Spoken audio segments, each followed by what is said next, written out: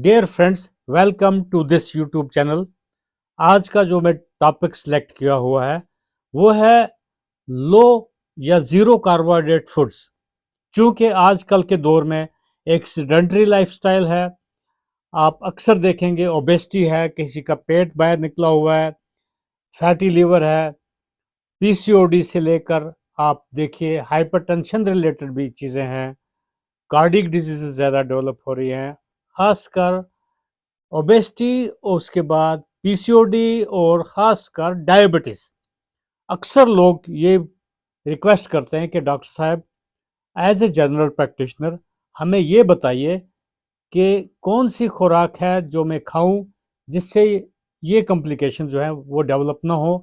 खासकर leading question जो है मैं आपसे भी पूछना चाहूँगा, कौन सी फूड हो सकती है जिसमें लो या ज़ीरो कार्बोहाइड्रेट्स हो सकते हैं।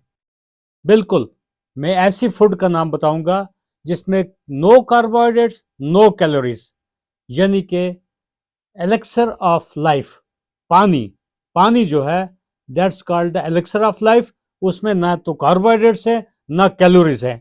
जितना भी पिए लेकिन एक लिमिट से पीना है, ओवर हाइड्रेशन भी नहीं करना है, अंडर हाइड्रेशन भी नहीं करना है। आइडियली पानी का इनटेक दिन को कितना होना चाहिए? ऑलमोस्ट वाटर इनटेक तकरीबन 40 टू 50 ml पर केजी बॉडी वेट लेना चाहिए।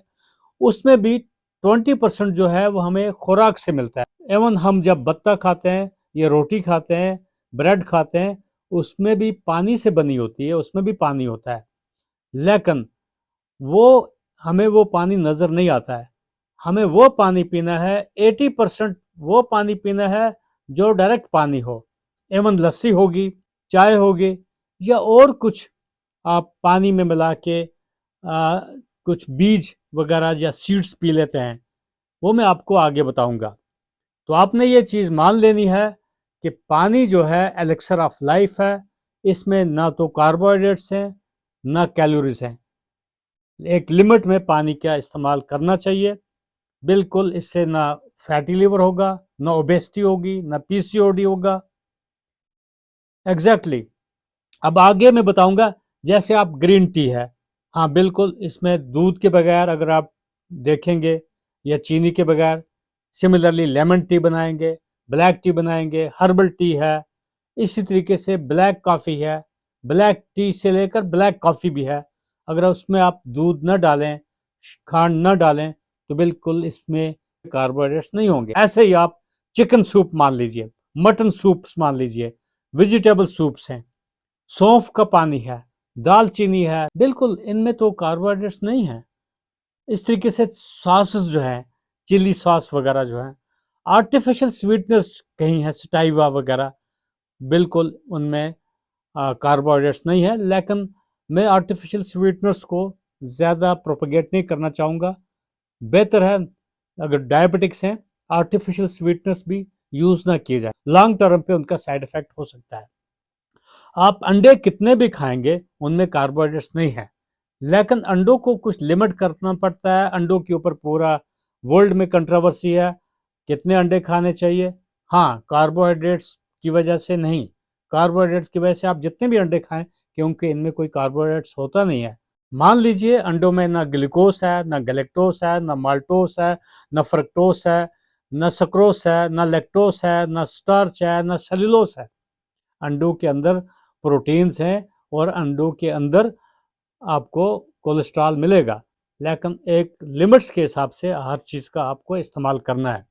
अब आगे देखिए, जैसे फिश है, मछली जो है उसमें ज़ीरो कार्बोहाइड्रेट्स हैं। घी को देखो, मक्खन को देखो, उसमें ज़ीरो कार्बोहाइड्रेट्स हैं। जितने भी तेल हैं, जैसे आप कोकोनट ऑयल लेंगे, सरसों ऑयल ज़्यादातर यूज़ किया जाता है, उनमें तो कार्बोहाइड्रेट्स नहीं है, उनमें फैट्स हैं। फैट्स खाने से आप फैटी नहीं हो जाएंगे, ये सोचने की बात है।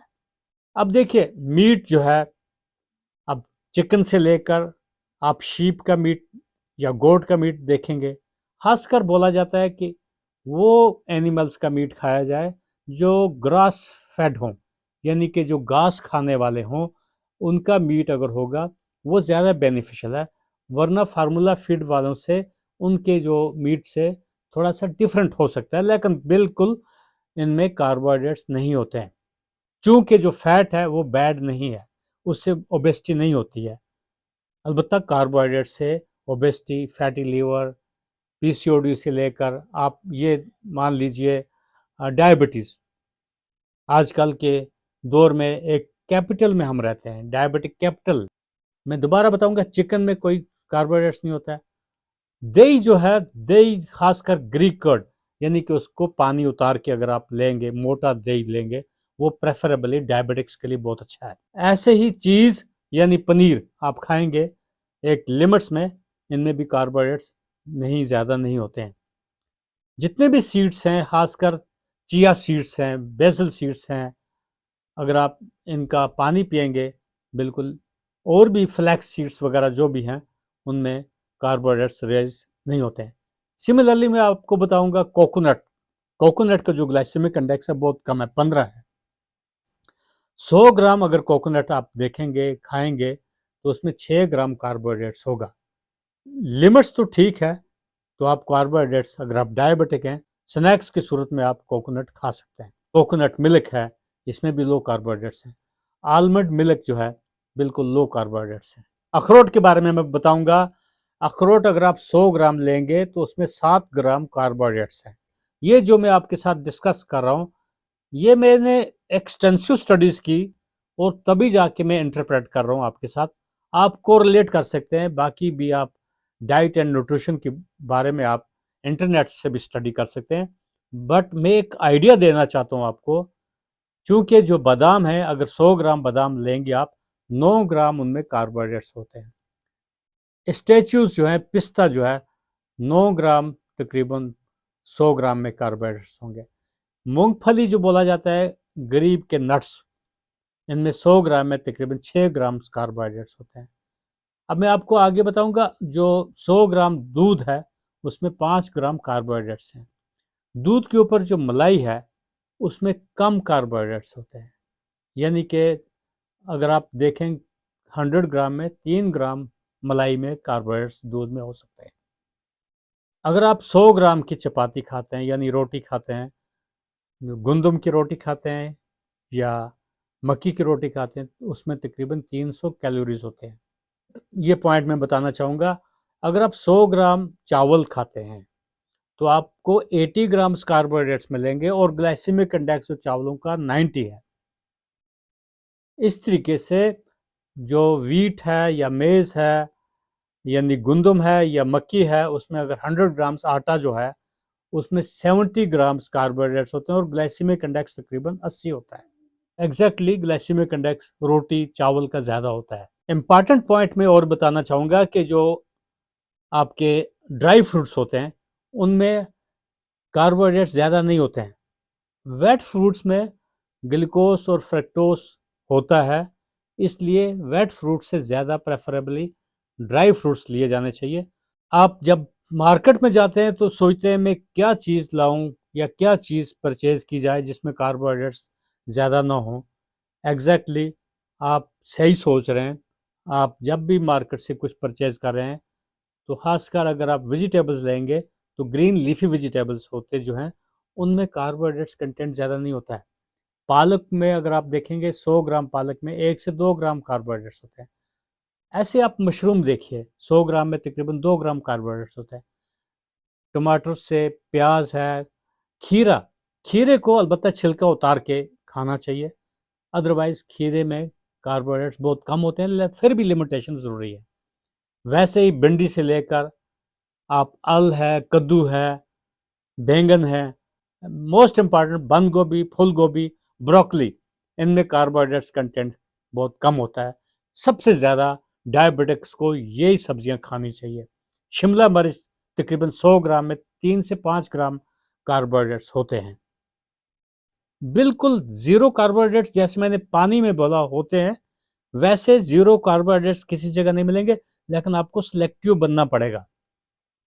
अंडरग्राउंड वेजिटेबल्स जैसे हैं पोटैटोज, आलू से लेकर टर्निप है, कैरेट है, मूली, गाजर वगैरह, बिल्कुल इनमें ज़्यादा शुगर्स होते हैं, तो इनको बिल्कुल लिमिट यूज़ किया जाना चाहिए।